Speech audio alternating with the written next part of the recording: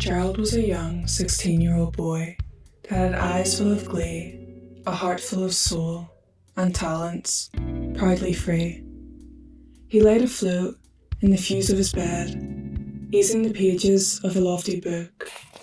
Yet the words stopped moving inside his head, because a pesky made him turn to look.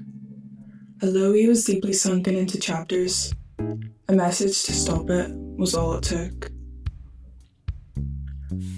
The lit-up screen glinted in Gerald's eyes, and the words of a boy Pete spun in his mind.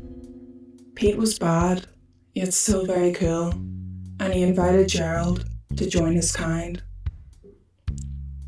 At every moment, during school, Gerald stared down the clock, closer, closer, closer, until the moment he'd get to walk around with Pete and his gang, as they would laugh and talk.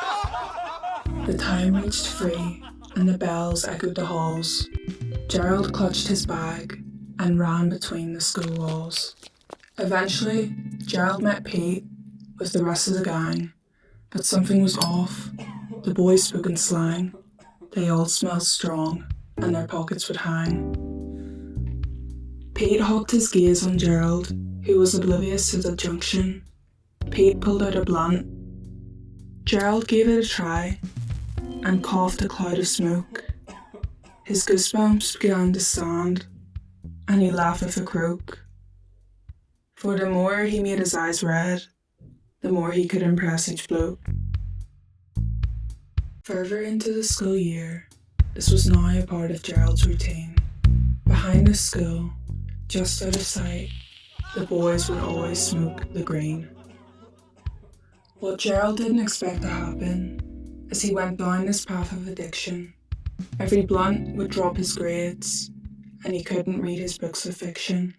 However, Gerald couldn't call for help because nothing could compare to weed's friction. As time moved on, yet it didn't exist. Gerald was stuck with friends who couldn't care less.